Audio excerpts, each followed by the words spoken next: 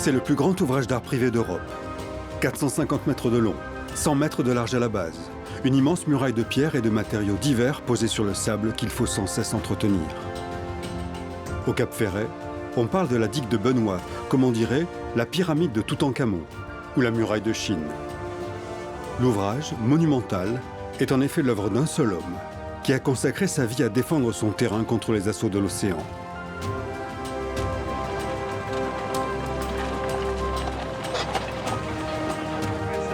Cet homme, c'est lui, Benoît Barterotte, un sacré caractère. Allez petite, allez, allez, allez, voilà. Benoît Barterotte parle à sa pelle mécanique comme à un cheval et accepte parfois d'en descendre pour répondre aux questions.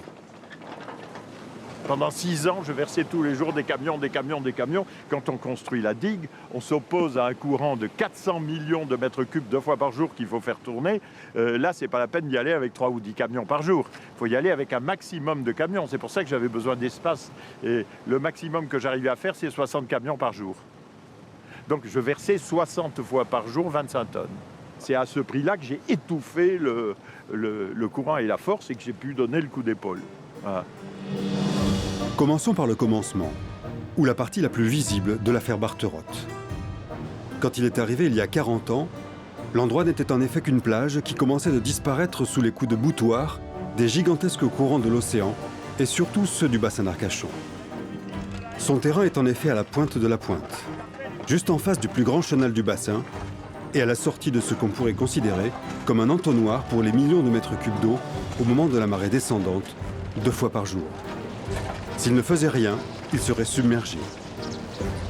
Jour après jour, semaine après semaine et mois après mois, Benoît fait venir des camions chargés de tonnes de cailloux qu'il déverse dans l'eau. Il ne peut pas partir. Du jour au lendemain, son terrain peut être englouti. Il faut savoir que l'État avait prévu d'endiguer, mais la condition, c'était qu'on accepte des projets immobiliers faramineux. Depuis l'embouchure de la Gironde jusqu'aux rives de l'Adour, toute la façade là de sable, il fallait la bétonner pour faire le bronze de cul de toute l'Europe. Et là, on est en 1970 à peu près. Et on dit, voilà, on va faire un port de 1000 anneaux qui va passer à 1500. On va mettre 300 immeubles ici et il n'y a aucun problème. Et à ce moment-là, évidemment, nous, c'était le ciel qui nous tombait sur la tête. C'était le plus grand des malheurs. Et là, évidemment, on s'est opposé au projet. Voilà comment on s'est retrouvé dans une situation où les aménageurs de tout poil, y compris du ministère de l'Équipement, nous ont dit vous les Indiens, en gros, vous n'aimez pas les équipements. Hein. Bon, eh bien, la digue, vous allez vous la carrer dans le cul, vous allez vous la faire vous-même. On peut effectivement s'étonner que ce ne soit pas l'État qui conduise ce genre de travaux. Mais dans la loi, ce sont les propriétaires et riverains qui doivent entretenir leurs traits de côte. Alors Benoît Barterotte s'y est collé. En 2013, l'État lui a finalement donné raison et reconnu sa digue d'utilité publique. Derrière chez lui, ce sont 70 maisons qui auraient été submergées s'il ne s'en était pas occupé.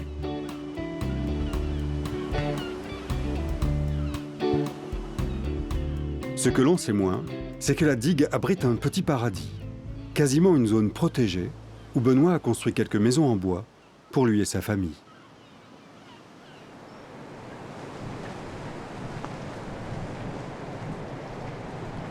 Tu vois, la grande cabane, elle s'est arrêtée là.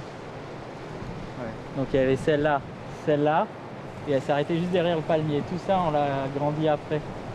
Surtout qu'il n'y avait rien là. Ouais. Les 2 cabanes au début, elles étaient posées sur la plage. Hein. Ouais. Il n'y avait pas un pin, pas un yucca, rien. Pas la dune. Et la mer, un hiver, était là, au pin là.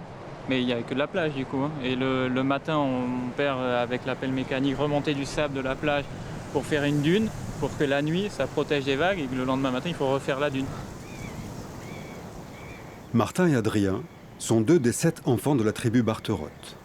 Ils ont grandi sur la plage comme des Robinson et se sont construits eux-mêmes leur cabane dès qu'ils ont eu 12 ou 13 ans. Bon, parce que tu vois, comme tu peux voir, c'était la cabane, mais une vraie cabane.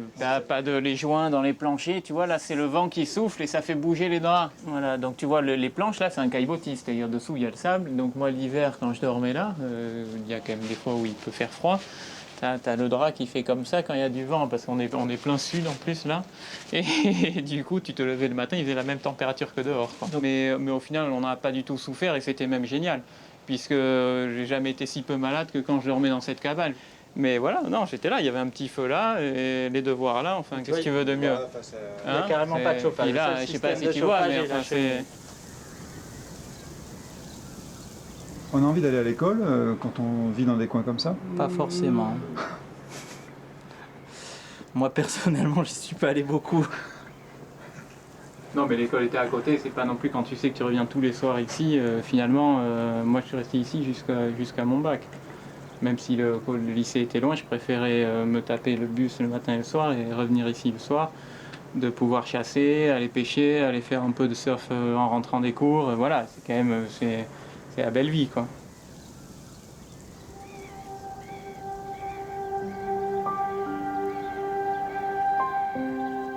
Nu sur la plage, au milieu d'un chantier permanent, la peur que la maison soit embarquée dans la nuit, mais avec des outils et une adresse manuelle dont on sait qu'elle peut nous sauver, les enfants grandissent, bricolent, fabriquent des meubles et des cabanes. Leur père leur a dit, il n'y a pas d'harmonie sans bagarre, il n'y a pas de liberté sans travail. Ils ne l'oublieront jamais.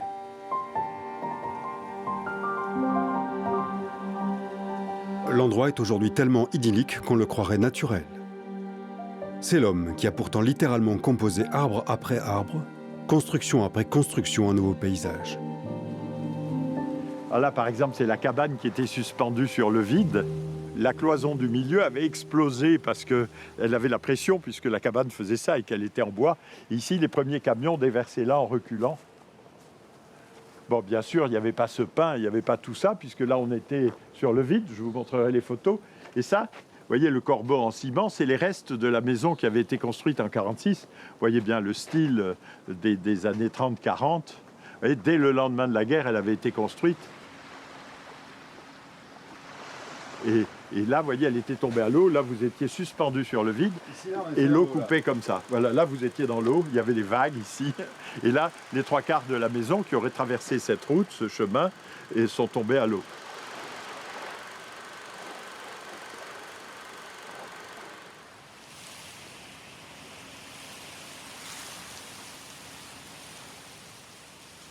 Après 40 ans de bagarre, le décor est aujourd'hui paradisiaque. Et les 4 ou 5 bijoux qu'on appelle ici modestement des cabanes se fondent parfaitement dans la nature. On se demande juste d'où vient la fortune et surtout l'énergie de cet homme capable de dompter les courants. Au siècle dernier, Benoît Bartherotte était patron d'une maison de haute couture. L'homme portait beau, fréquentait la jet-set, organisait des défilés dans le monde entier et gagna même un procès contre Yves Saint-Laurent qu'il avait plagié. Ne pas laisser faire, ne pas se laisser faire. Jamais. Originaire du bassin, il achète le terrain à la Pointe, où il passait son enfance, vend sa maison de haute couture et se lance dans la construction de sa digue et de ses cabanes, qu'il élabore comme une mise en scène d'une vie de Robinson. Les magazines de décoration du monde entier adorent l'histoire. Benoît Bartherotte et sa famille ont inventé un art de vivre. Ici, ça, on l'a fait avec les enfants. C'est-à-dire, c'est moi qui l'ai dessiné, j'ai fait scier les pins. On n'a pas acheté une poutre ou une planche. Et on avait fait un Lego qu'on avait entièrement numéroté. Et puis quand les enfants étaient en vacances, les cousins, les tout, on a monté tout ça. Et à ce moment-là, c'est là qu'ils ont vu apparaître cette chose-là. Au début, ils n'avaient aucune idée de ce que ça allait donner. Il n'y avait que moi qui le savais, qui avait fait le dessin.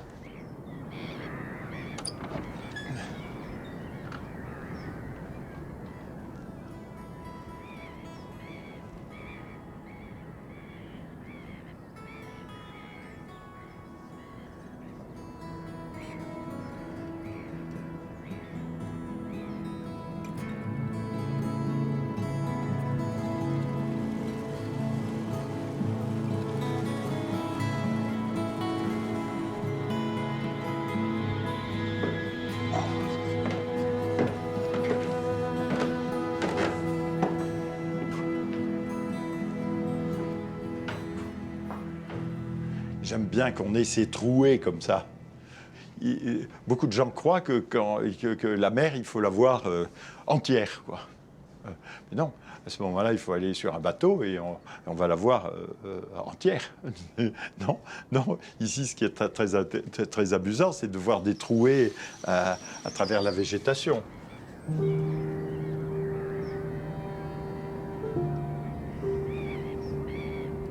La grande maison n'est pas pour lui. Elle est louée pour se payer des camions et des cailloux.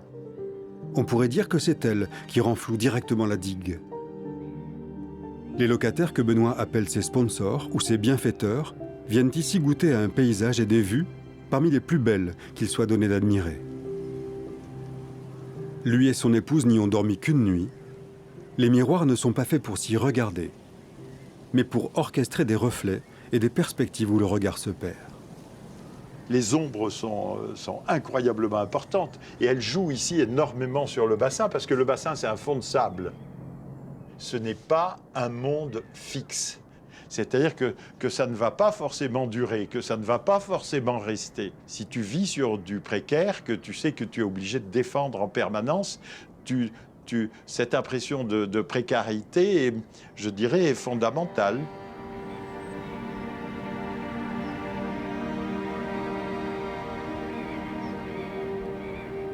Benoît Bartherotte est passé des défilés de haute couture aux défilés de camions et à la poésie de la précarité au prix d'un effort colossal. Les chiffres sont monumentaux. Chaque camion, c'est 300 € engloutis.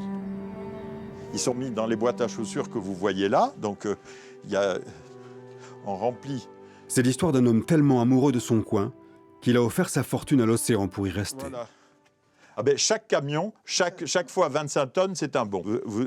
Une boîte, pour la remplir, il faut à peu près 2-3 ans, donc il y a 3000 bons dans une boîte, puisque je mets en gros 1000 semi-remorques par an. Vous voyez, là, c'est un autre transporteur qui s'appelle Saint-Martin. Vous voyez, là, enfin, vous voyez, c'est par milliers que vous avez des bons. Donc ici, c'est des norias de semi-remorques, et ça, c'est pour l'entretien. C'est-à-dire 1000 camions par an, c'est pour l'entretien. Pour faire la digue, c'était plutôt 40-60 camions par jour. Voilà.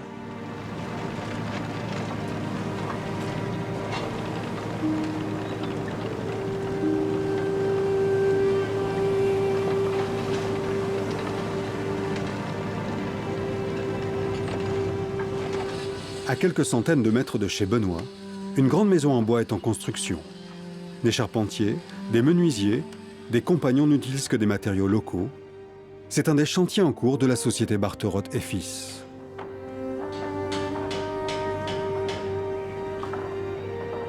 Car Martin et Adrien sont maintenant à la tête d'une entreprise qui fabrique pour des clients des maisons inspirées de celles de leur enfance, parfois beaucoup, ou même beaucoup plus grandes et confortables, mais le style est toujours là.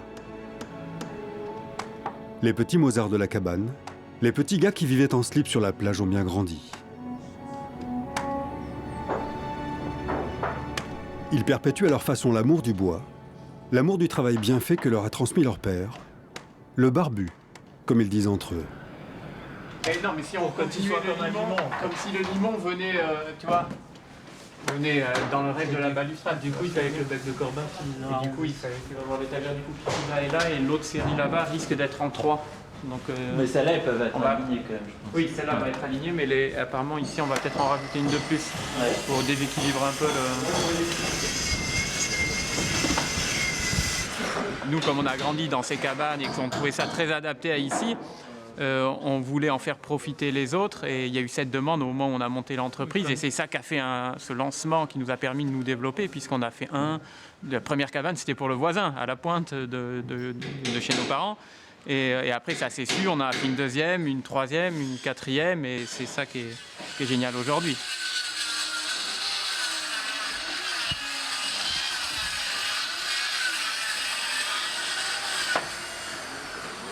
Salut les mecs. Bonjour. Ça va? C'est quoi? Ça va?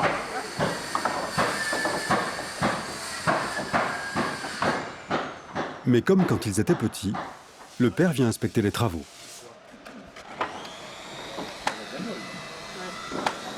Ce qui est bien, c'est qu'elle s'harmonise bien avec celle d'à côté. Voilà. Hein? C'est ça.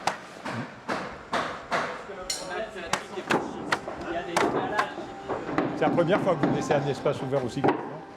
Aussi grand, ouais. Ouais, Mais aussi grand, il me semble. chez Francis, c'était quand même assez Ouais. haut, mais c'était plus. J'en pense qu'elle est harmonieuse. Et je pense qu'ils ont compris ce que c'était que le sens des proportions. Dans ce qu'on a transmis, on en prend, on en laisse, évidemment. Chacun est libre d'en prendre et d'en laisser. Hein? Ben enfin, je suis très fier de ce qu'ils font. Voilà.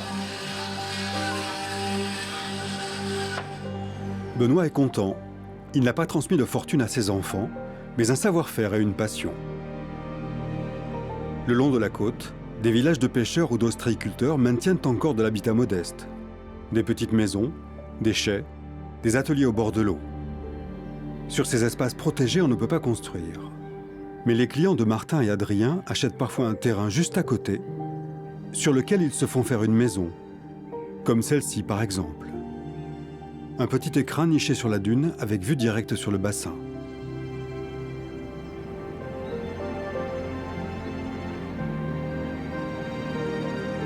C'est ce mélange de styles qui fait le charme de l'endroit. Par son combat, Benoît s'est fabriqué un petit coin de paradis et permis à ses enfants d'y rester. Un jour peut-être ils mettront à leur tour des cailloux dans l'eau, pour défendre un terrain, pour défendre un esprit, pour défendre une idée. C'est le destin des Bartherottes.